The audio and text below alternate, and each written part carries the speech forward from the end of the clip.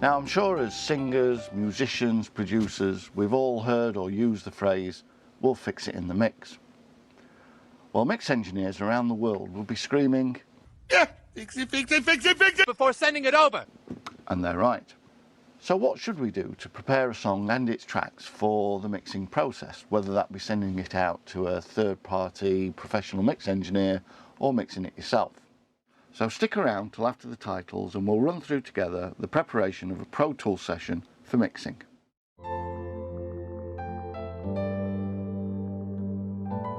So I have a question. So I have a question. So I have a question. So I have a question. Can three old farts make a record and get it into the charts without the support of a record label? More to the point, would anybody be interested in following that journey to see if we could? Would you? Not that we've got anything against record labels, but take a look at us. Who the hell would sign us?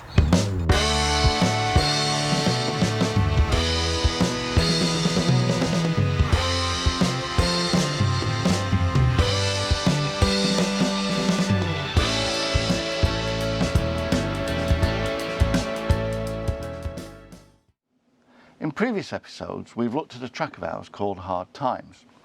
We've re-recorded some guitar parts.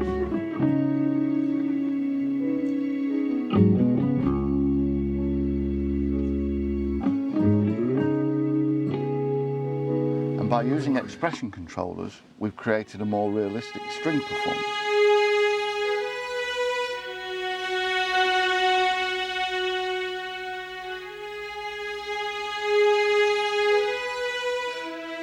We're now ready to prepare the song and its tracks for mixing. Now, because this song's been in the making for many, many years, you'll probably see a lot of plugins in the inserts. Often while we're producing a song, I'll do some rough mixes just to see how parts could sit in the final mix. This is not entirely necessary, and if you're on a tight timescale, you probably wouldn't do this, except for perhaps a bit of reverb or a delay effect. I will be removing these later, perhaps not before bouncing a rough mix that could be sent with the session to the mix engineer as a guide.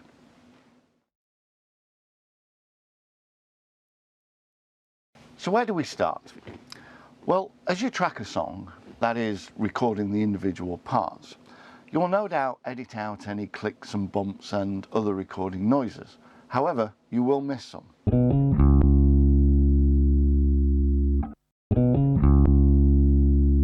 It's important to get rid of these because no matter how small or insignificant you may think they all add up to reduce the final production value of your song.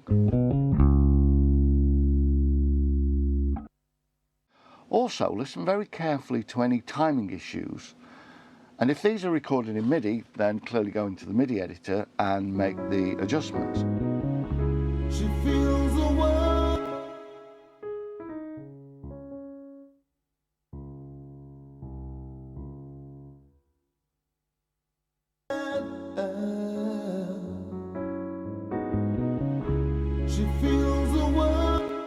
However, in most DAWs you can even do that with audio tracks.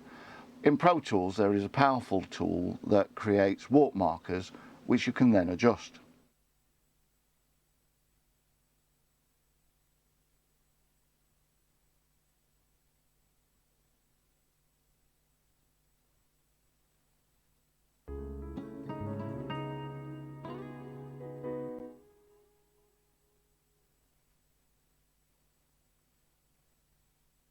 Not everyone will do this next step, as it is somewhat tedious. But hey, if you want the best results and you've got the time, then it's well worth doing this. And that is to listen to every track in solo all the way through. Under the glare of all these lights,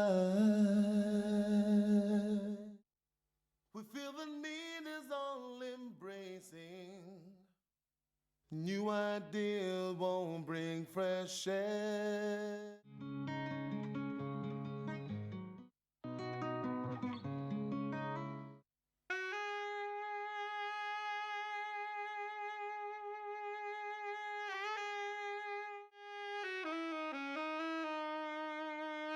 Again, you're listening for noise, clicks, any excessive transients that are way stronger than the rest.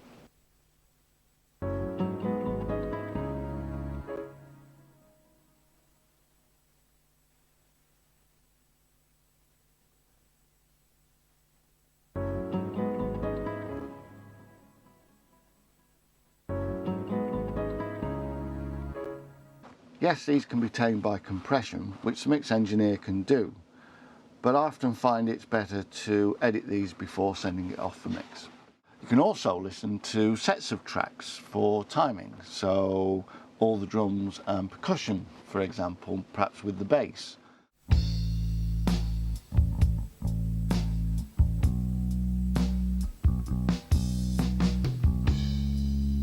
Or maybe all the strings and the brass sections together.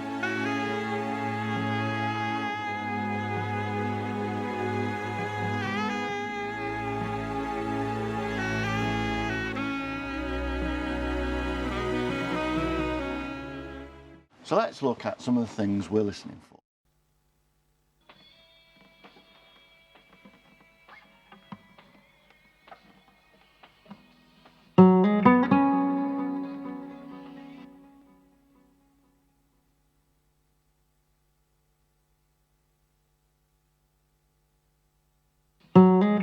Now that we're happy that the tracks are clean, we need to tidy up the clips.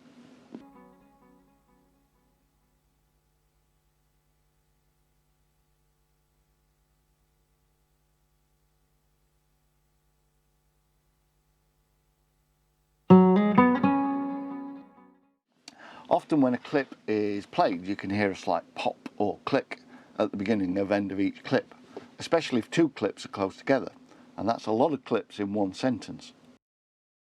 By applying clip fades, these noises are dramatically reduced and in most cases eliminated.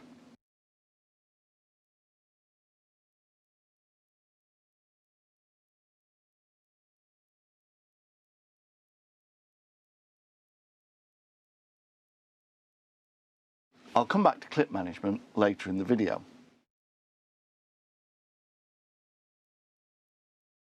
This video is giving you a level of insight into the mix process. I'd be so grateful if you could give us a like. It really does help the channel out, and please hit that subscribe button so you don't miss out on the next stage of the process. As part of the solo and group listening process, once I'm happy all the tracks are clean and as tight as can be, I look to commit them. In terms of MIDI, this is converting the MIDI track into an audio track.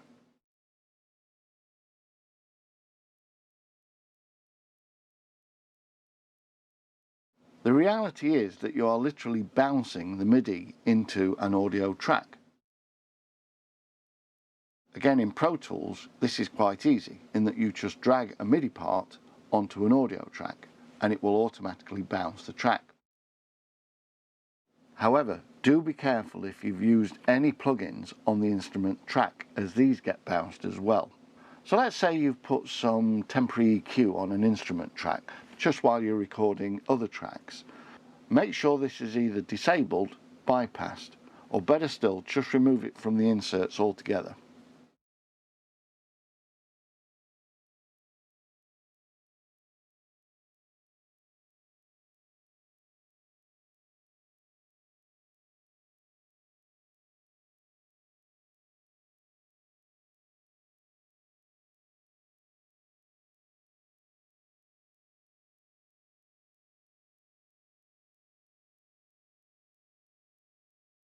Once the MIDI track's been bounced to an audio track, you no longer need the MIDI track. Again, in Pro Tools, you can select the Hide and Make Inactive option to remove the MIDI part from the Mix and Edit windows. The tracks, however, are still there if you wish to revisit them at some point in the future.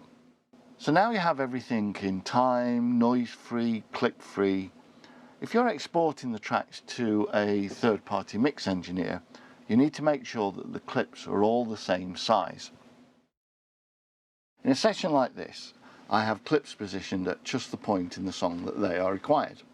And if you were sending the entire Pro Tools session folder, including the PTX file, then you can leave them like that. But as is more likely, if you're going to export the individual tracks, the mix engineer won't know where these small clips sit. So as a safe measure, I would consolidate all the tracks to start and end at the exact same time markers. This way the mix engineer doesn't need to worry about aligning the clips. However, he may then splice the consolidated clips back into smaller clips to help visualize the mix better. As we'll be mixing this song ourselves, we won't need to do this process for all the tracks. It's also very important to name your tracks with a relevant name that anyone who doesn't know your song can understand. A mix engineer receiving a session with tracks named Audio 1, Audio 2 would be tearing their hair out, as they would need to spend time renaming all the tracks. So if it's a kick drum, name it a kick drum. If it's a piano, a piano. Something I like to do at this point is gain staging. Now, your mix engineer will probably do this, or will at least tweak what you've done to their liking. But I think it's important to maximise each track in terms of its gain. So with all the plugins turned off, or preferably deleted, adjust each track to a universal or as close to a universal setting as possible. I like to aim for about -18 dB UFS, as I understand this is an optimum setting for many plugin input levels.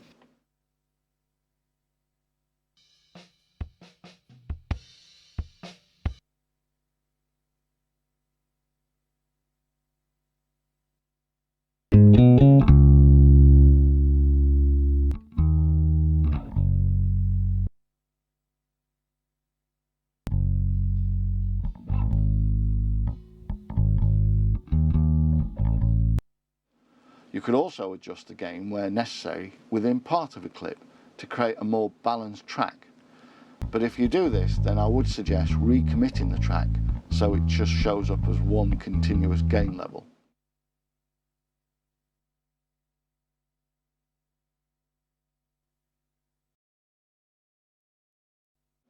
As we are going to be mixing this track ourselves, I will keep all the auxiliary tracks, the stems, the effects tracks.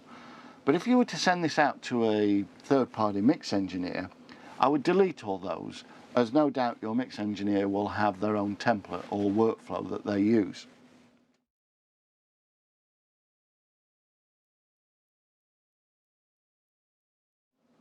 In a future episode, we will take you through the mix process. We already have two that are mixed. One is Time Will Tell, which was mixed here with a friend of ours called Liam Sullivan, aka Sol of Delhi Records, and one called Seven Kinds of Pain, which was mixed entirely at Sol's studio. We're hopeful he's up for working with us again, and fingers crossed we hope to introduce you to him on this channel sometime soon. Until then, I hope you are well and life is good to you, and we'll look forward to seeing you on the next episode of The Making of Maybe Never.